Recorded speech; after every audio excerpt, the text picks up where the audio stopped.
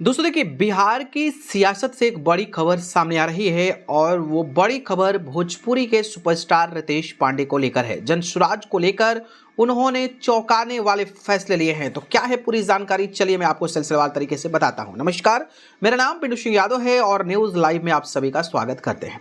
रितेश पांडे भोजपुरी के सुपरस्टार हैं। 2025 के अंतिम दौर में विधानसभा का चुनाव हुआ था और वो चुनाव लड़े थे प्रशांत किशोर की पार्टी जनसुराज से और वो सीट थी करहगर विधानसभा सीट।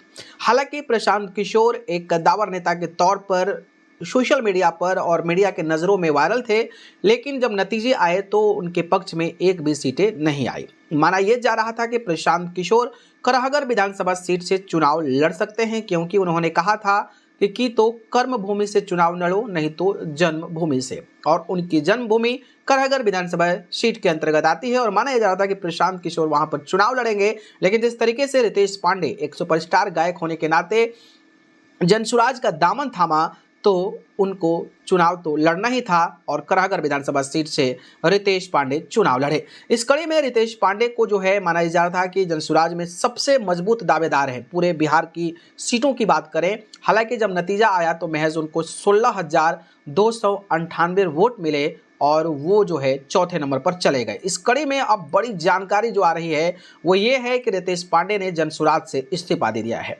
उन्होंने अपने सोशल मीडिया प्लेटफॉर्म यानी कि ट्विटर पर लिखा है कि एक जिम्मेदार भारतीय होने के नाते और अधिकार से मैंने जनसुराज पार्टी के साथ जुड़कर लोकतंत्र के महापर्व में भाग लिया। परिणाम अनुकूल नहीं रहे, पर मुझे इसका तनिक भी अफसोस नहीं है, क्योंकि मैंने अपना काम ईमानदारी से किया है। खैर, अब उसी काम के माध्यम से आप सभी का सेवा जारी रखना है, जिससे आप लोगों ने मुझे जैसे एक मामूली किसान परिवार के लड़के को इतना प्यार, दुलार और सम्मान देकर यहाँ तक पहुँचाया।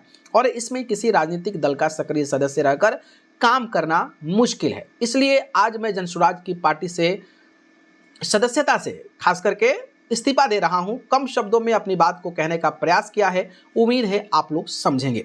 तो कहीं ना कहीं शायद अड़चन आ रही होगी कि आप किसी पार्टी के सदस्य हैं, नेता हैं, तो आपको यहाँ नहीं बुलाया जाएगा, वहाँ नहीं बुलाया जाएगा, और इस तरीके की चीज़ें जब राजनीति में आप रहते हैं और होते हैं तो आपको ये फेस करना पड़ता है। और शायद इसी वजह से जो है रितेश पांडे ने ये लंबा चौड़ा जो है अपना रिज़ाइन दिया है। बाकी जिस तरीके से उन्होंने रेजिग्नेशन दिया है जनसुराज पार्टी से, उसको आप कैसे देखते हैं? आपको क्या लगता है, क्या वजह हो सकती है? कमेंट करके बताइए। धन्यवाद।